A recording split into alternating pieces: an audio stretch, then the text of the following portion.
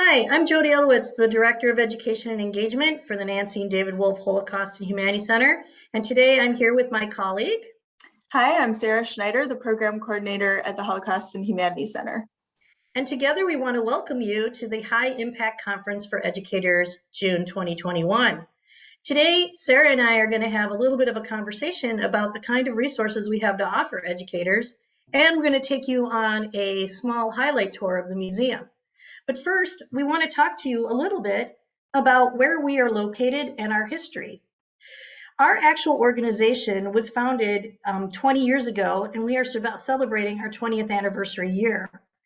One of the things that is very important to us is that we have a historic connection to Union Terminal. It is where Holocaust survivors who came to Cincinnati took their first steps to rebuild their lives. And we'll talk more about that in the film that we're going to show you soon. Sarah, do you want to talk to them a little bit about how we tell the stories in the museum? I know we're going to talk about it in the tour and how we hope that educators will use personal narratives to make a connection, but I don't believe we talked about how we do it in the museum. So could you take people through that for us? Yes, thank you, Jodi. So in the museum, we highlight this history, the history of the Holocaust, through the voices of survivors and witnesses who experienced it. And we do that in a variety of different ways. The way the museum was designed was to incorporate photographs, quotes, artifacts, and video testimony, again, highlighting these survivor voices and considering this history from that perspective. So if you would like, we're now going to show you our tour, which we think you will enjoy because you'll get a better sense of the museum and of some of the narratives that we do tell. So Sarah, do you want to roll the film? Sure, here we go. Hi, I'm Jodi Elowitz, Director of Education and Engagement for the Nancy and David Wolf Holocaust and Humanity Center. Today, with my colleague Sarah Schneider, we will take a tour of the museum and share resources that you can use to teach the Holocaust in your classroom.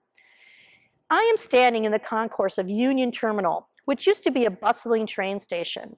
Behind me, you can see sculptures that represent the individuals who came through here. During World War II, refugees and soldiers passed through this terminal. Who were these people? Where were they going? Where were they coming from? The sculptures and documents begin the museum experience help us to consider these personal stories. In this very concourse where I am standing with Sarah, Holocaust survivors who came by train to Cincinnati took the first steps at rebuilding their lives. Stephanie Marks, a local Holocaust survivor, said of Union Terminal, "It was a train station then, but for Jewish families like ours, it was a doorway to a new life." The Holocaust is more than a history lesson. Studies show that students who study the Holocaust are more empathetic, caring, and demonstrate higher critical thinking skills. The Holocaust lends itself to an interdisciplinary approach and can be taught through social studies and beyond. English language arts, music, art, science, geography, world religions, and many more subjects can be meaningful avenues to teach the Holocaust. The Holocaust is a case study to help us act in our present times. It is a lesson to help us reflect on how we can inspire young people to be engaged citizens, to stand up to prejudice and hatred of all kinds. We're standing here in front of the mural that greets you when you enter the museum lobby. Designed in the style of a comic book splash page, the mural uses art to introduce you to the stories of local Holocaust survivors and witnesses that are told throughout the museum. We encourage you to tell the history of the Holocaust through the lens of the survivors and witnesses who experienced this history. This helps personalize the events of the Holocaust in World War II and allows students to make a personal connection. One story that we tell through the mural is the story of Stephanie Marks, who said that Union Terminal was a doorway into a new life. Stephanie was born in Poland, but moved with her family to Belgium in order to flee anti-Semitism. Stephanie says of her time in Belgium, "I had a beautiful childhood." However, across the border in Germany, the Nazis had come to power. While visiting family, Stephanie experienced the Nazi occupation of Poland. Stephanie and her family were able to escape on a dangerous journey covering thousands of miles. Ending up in Portugal, they were lucky to have family in Cincinnati sponsor them to be refugees, allowing to start their lives over as Americans. Another story depicted on the mural is the story of Henry Blumenstein, who was born Heinz Blumenstein in Vienna, Austria. In 1938, on Kristallnacht, Henry's father was arrested. Upon release, he fled to Cuba. In May of 1939, Henry was only 3 years old when he boarded the MS St. Louis with his mother and grandmother in the hopes of joining his father in Cuba. However, when the ship arrived in Havana, it was turned away. Henry and his mother and grandmother were sent to Amsterdam. However, Amsterdam would also become unsafe for Jews following the Nazi occupation. Aided by the Dutch resistance, Henry lived in hiding throughout the rest of the war. He was fortunate to survive and came to the United States to rebuild his life with his father, but sadly, his mother and grandmother were both murdered at Auschwitz. In teaching the Holocaust, it is important to share the stories of Stephanie and Heinz so students learn about individuals who experienced this history firsthand. We will continue to share these stories as we move through the museum.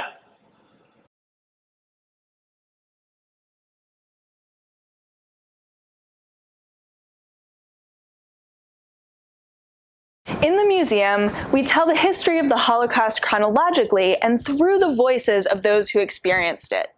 We encourage you and your students to view this history, consider its implications, and make your own connections to the individuals and history presented here. In the classroom and in our museum, we want students to understand that the Holocaust did not happen overnight. It's something that took time. It was a process. In fact, we often go to this quote that is in our Power exhibit by local survivor Al Miller, in which he says, "The Holocaust did not start with bullets, it started with words." It isn't until sometime after the rise of Nazism that these words become actualized into violence on November 9th and 10th, 1938, known as Kristallnacht. And then from Kristallnacht, we go to World War II. Our museum is dedicated to the Jewish refugee experience. It wasn't easy to be a refugee. You needed courage, creativity, and resilience. It wasn't easy to get out of Germany, and it certainly wasn't easy to get into the United States or other areas. Many Jews just did not have a place to go. We have a variety of primary source documents that tell the story of refugees attempting to escape Nazism. One of the stories that we tell in the museum, and whose documents we have in our collection, is the story of Joseph Workany, who came here to Cincinnati in 1932. He came to pursue a position working at Cincinnati Children's Hospital. As Nazism rose in Germany and then in Austria, his family and friends from Vienna started to write to him. They wrote him letters desperately seeking his assistance in getting out of Vienna. He was able to assist his mother and sister in getting the necessary documentation in order to flee and come to the United States. But he received requests from many more people, not only his family and friends, but acquaintances and people he barely knew from back home. This shows the desperation and the lengths that people went to attempt to escape Nazism. You may remember how important Union Terminal is to our museum. That is because many of the survivors who came to Cincinnati to rebuild their lives came through this very station. So we have what's known as authentic positive space. But we also know that trains are a high symbol of the Holocaust and are most associated with taking people to their deaths. We don't want to shy away from the duality of the trains in our museum. In fact, we embrace that we are right on the train tracks themselves by enabling you to look out the window and see the trains that are on the tracks, and also hear them as they come by at certain points in the day. In the museum, we also talk about the complexity of the roles that people played during this time. In this particular exhibit, we feature 4 different roles that people played: the perpetrator, the bystander, the rescuer, and the victim. One of the things about the bystander role is it's extremely complex because not everybody stood back and did nothing. Others were just afraid to do something or just didn't know what to do, like this Jesuit priest from Hungary who said, "I see it personally as the greatest tragedy of my life. Jewish people being deported all around me. I didn't do anything. I panicked. Not even fear. I just didn't know what to do." The events of World War II and the Holocaust were overwhelming, but there were a few people, brave people, who stood up and did help Jews, as we will find out in the next section. One of the upstanders during this period was Anna Willem Meyer, who at the age of 11, in his hometown of the Netherlands, bravely delivered ration cards for the Dutch resistance. He wore this outfit as he went around delivering the ration cards, enabling individuals living in hiding to have access to food. Anna Wilhelm was eventually arrested and sent to a concentration camp for his brave resistance. And he helps us remember the individuals who served as upstanders and resisted Nazi persecution. If you're teaching the Holocaust through American history, there are several ways that you can do that. One way that we do it in the museum is through media. We think about how did Americans discover what took place during the Holocaust? What forms of media were used to convey those messages? And how do we connect to today's world and how we get messages from the media on a daily basis? Another way that you could do that, and how we do it in the museum and through a resource that you can use, is by talking about the liberators themselves. What was it like for these young men to leave homes like in Kentucky and Ohio and go overseas for the very first time, and then come upon the concentration camps? One of the ways that you can do that outside the museum is with our new resource, Echoing Voices. Echoing Voices is a resource in which you get to unpack an individual story. And in the case of our Liberator Kit, you can unpack the story of two individuals, Milt Schloss and Elmer Reese, both young men who served in the U.S. Army during World War II and liberated the concentration camp of Ohrdruf. In these kits, you will find a testimony. You will also find some sample lesson plans that you can use and activities, but your students will be able to look at different objects and feel them and look at them and explore them while putting together the stories of Milt Schloss and Elmer Reese. Echoing Voices, as you can see here, is available as a physical resource. For those of you who cannot bring something into your classrooms, we do also have it available digitally. I remember liberation, when they called out, "You are free, you are free." How can you understand the meaning of that? Everybody's gone, you don't have your family, but to hear you are free after all you have been through. Ava Cohen, local survivor.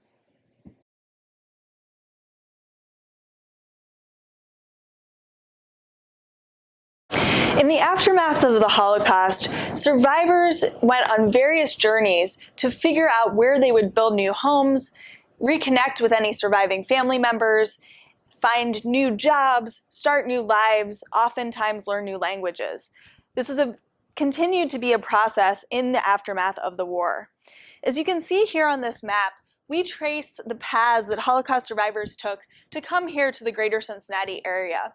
You can see on this map that individuals went through multiple countries, oftentimes on very complex paths and migrations, in order to arrive here.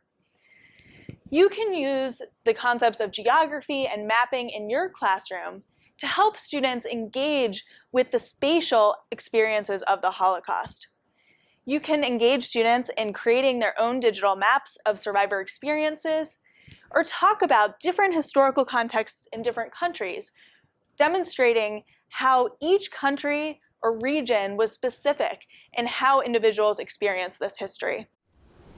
On the rebuilding wall, quotes and photographs from local survivors demonstrate their resilience as they rebuilt their lives after the Holocaust. One of the Holocaust survivors who rebuilt his life here in Cincinnati was Werner Koppel.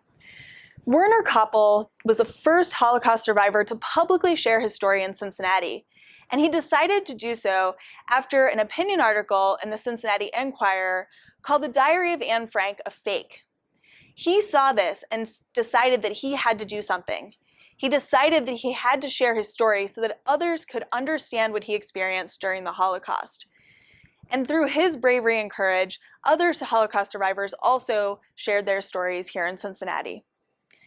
Werner Koppel was an upstander. He saw that he needed to say something and speak out in the face of injustice. We all have the capacity, just like Werner, to speak out and be upstanders. Here in the Humanity Gallery, we tell the stories of a wide range of people who speak out on various issues and have chosen to be upstanders. This helps us understand how in our contemporary world today, we all have the capacity to make an impact. Through this gallery and through these stories of upstanders, we can consider how we can use the lessons of the Holocaust to inspire action today. Many people ask us, how will we continue to tell the stories once all of the survivors are gone? Certainly, we will carry forward their stories in the museum here, and we hope that as you learn new stories, you will also tell them. But we do have another way to tell stories now. Because of new technology, we are standing in our Dimensions and Testimony gallery, in which an interactive survivor biography and you can have a conversation. Today, I would like to introduce you to Fritzi Fritzhall, who is a survivor of the Holocaust. Hi, Fritzi. How are you today? I'm fine, thank you. You can have a general conversation with Fritzi about almost anything. But if she doesn't know, she will tell you so and ask you to ask her another question. However, I'm going to ask her a question specific to the Holocaust. Fritzi, what is the most important lesson about the Holocaust?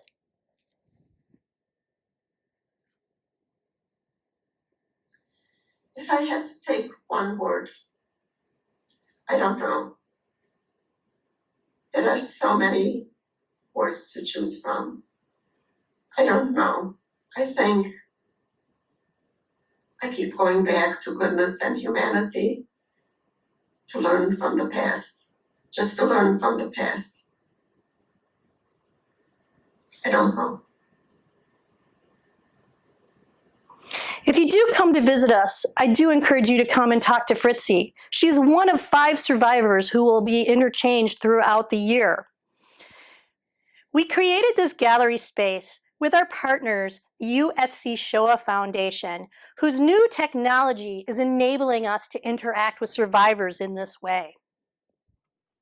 Well, welcome back.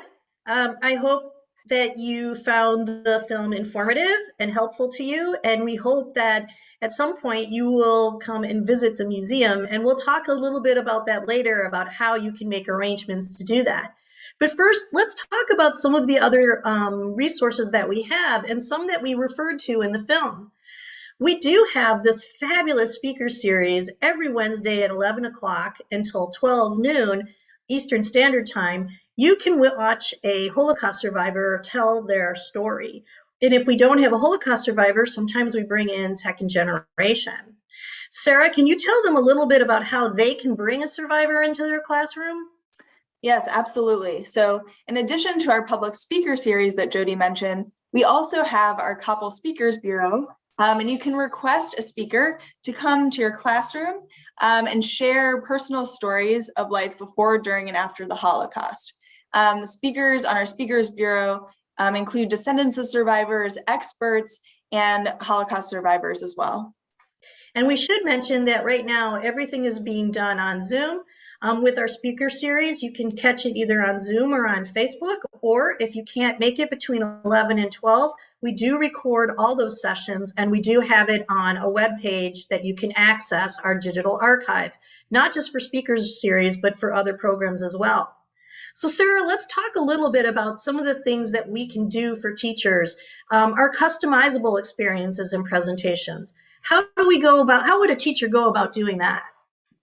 Yeah, so we welcome teachers reaching out to us and sharing what you're exploring in the classroom with your students and how we can create an experience that's meaningful for your class. So we can incorporate things like primary sources or survivor testimony or our various offerings and make an experience that fits your needs as an educator. Absolutely. We also have, we have trained staff who all have background in Holocaust education. Both myself and Sarah have master's degrees in these areas. And we are more than happy to come and speak to your classes as well. But we are interested in finding out what it is you need and helping you put that together to have the best possible experience. Another thing that we are very proud of and something that is very important to us is the Roma and Sam Kaltman Holocaust Studies for Educators. Every summer, we have this amazing workshop that helps teachers implement the Holocaust into their existing curriculum. We have scholars from national and international scholars, staff, and survivors who all share their knowledge with you. We have fabulous amount of resources that we discuss and that you also receive. It is really a wonderful opportunity not only to start your journey on how to teach the Holocaust in the classroom, but always also to refresh yourself as well. We also do offer several other forms of professional development throughout the year. Maybe it's a scholar, maybe you would like to schedule a tour for your teachers or administrators. All of that can be created into a professional development experience. So please, call us or email us and we will talk to you about all the other things that we do have. So Sarah, I know that we talked about echoing voices in the film and the work in e-letters, and we talked about echoing voices through the lens of a liberator. Do you want to tell people a little bit more about echoing voices as it is as a resource and also the work in e-letters? Yes, so the Echoing Voices kits that we have available help you unpack history through engaging with primary source documents and facsimiles of artifacts and things that students can interact with and engage with to learn about the experiences of survivors and witnesses of the Holocaust. And you can see here on the screen, there are some images of the kits and of some items that might be in kits like photographs. And these also accompanying the kits themselves include lesson plans, video testimony, and more information about the survivor stories or witness stories in the case of the Liberator kits that we shared in the video. And so you can request this to be brought to your classroom or to request a digital kit. So we have this available both physically and digitally. Right. And as we mentioned in the film, the Liberator Kit is actually the newest of all of these that we just put together. But this is a great opportunity for your students to start digging into primary source documents, to really start thinking critically and analyzing primary documents. Sarah, talk a little bit more about the work in e-letters and the fact that we also have those available digitally for teachers to use. Yes, so we mentioned in the video the work in e-letters that help us understand the experiences of refugees fleeing the Holocaust and trying to come here to the United States. And we have collections from those letters that you can use in your classroom. You can have students read through the letters and learn about the people who wrote to Dr. Workney and the effort of refugees to flee and all that it took to come to the United States. Right. We know that, one of the things that many social studies teachers do discuss, or even history teachers or English language arts teachers, we do know that primary sources are very important, but we also do know that, the history of refugees and the immigration quotas, they're all extremely important to having students understand how you become an American citizen and how important that was to many of the Jewish refugees who came to the United States and especially Cincinnati. We also have to remember that survivors weren't known as survivors right away. They were known as refugees. And that does have a different connotation than the term survivor. So Jewish refugees and refugees in general is a very important part of element in our museum, which I know I discussed a little bit in the video. Also, too, we want to mention here someone who's very important to us in terms of telling stories and someone we feature in many different places in our museum, and that is Edith Carter. So not only can you experience Edith Carter's story in the museum, you can also bring her into your classroom, either digitally or physically in her suitcase. So it is Edith whose quote you leave our museum on. And Sarah, can you tell them what Edith asks us all to do? Yeah, so at the end of the museum, Edith shares that we all have the obligation to contribute somehow to this world. And so that message helps us remember that we not only have the ability to do something to make an impact, to be an upstander or somebody who speaks out against injustice, not only do we have the ability to do that, but we have the obligation to do that and to contribute to our world.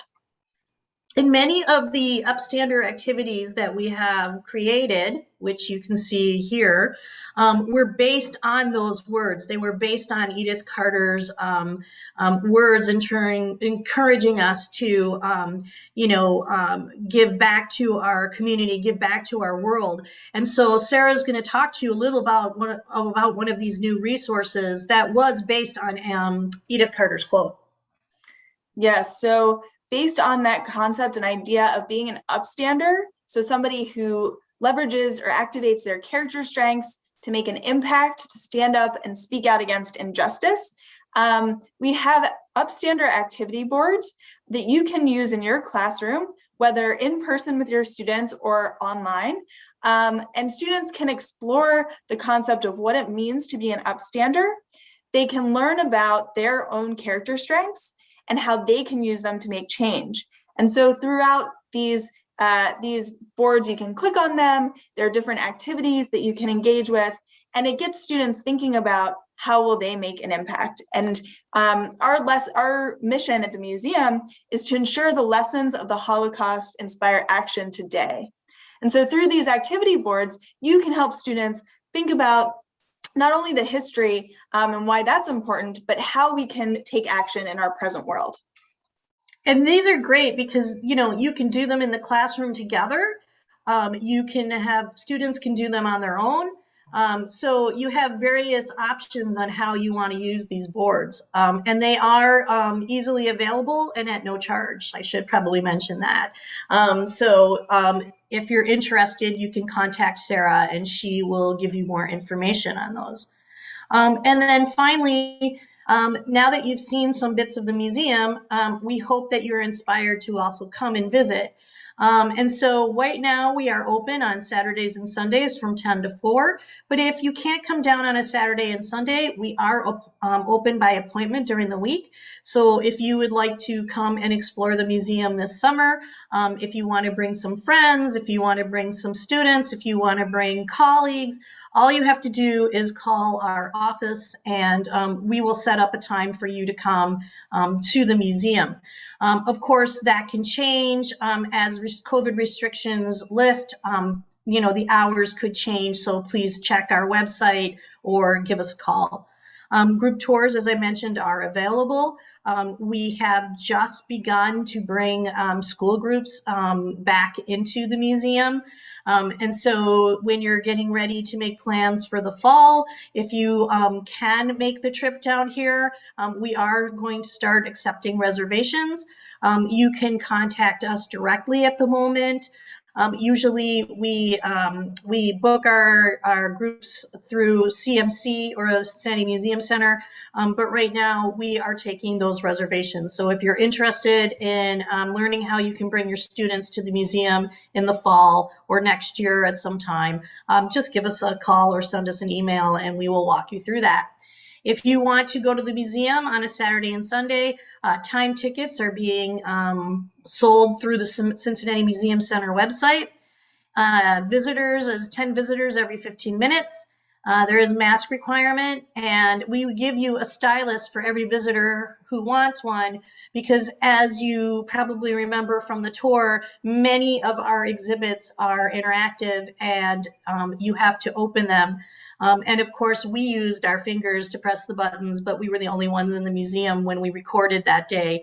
But when visitors are there, they are given a stylus so that, you are having a COVID mandated experience. That didn't come out the way I wanted it to sound, but I think you all know what I meant. And then also, Sarah, can you talk to them about some of the things that we have available if they can't come and visit in person? Yes, so what's really exciting and has been a neat opportunity this year is that we've developed a lot of virtual experiences. So even if you can't come in person, we can also do a tour of the museum with your class or with your group via Zoom or another video platform. And we can either walk you through the museum or use our online 360-degree view of the museum. So that's a really great way to share the museum experience with your group. And we have other virtual programs and offerings as well, so we can work with you to customize an experience that's best for your group. We also, as you can see, have the capability to make recorded tours. And we have done a couple of them, especially for students. One is based on Elowitz book Night. Another one we have done has to do with rescue in the Philippines. A third one that we have available is What She Lost. It's the story of Sala Werkheiser as told by her granddaughter. And so these tours, some of them, the night tour is already available. It is available by just going to our website or sending us an email. The other tours will be ready by the time you go back to school in the fall of 2021. So if you also, we are willing to make and create your own recorded tours. If there's something specific that you're interested in for your students or a specific piece of history that you want to tell, we can also create a recorded tour for that. So there are many possibilities. We welcome you to interact with us, to come to the museum, or you take advantage of all the resources that we have in which you don't have to come into the museum. But we do hope to hear from you throughout the school year, because we are here to help you teach this important history.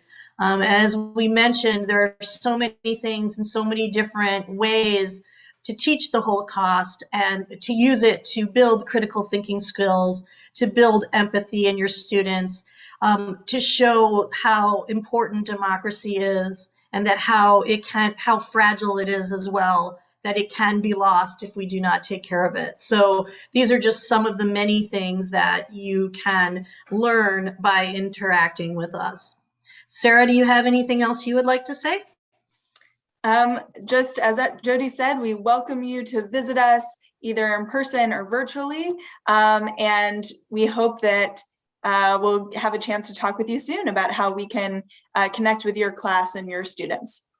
And then we also hope that in 2022, maybe we can do this in person instead of through Zoom, but I guess we'll have to wait and see. So thank you for joining us today. We hope that you had a good experience, and we look forward to talking to you soon.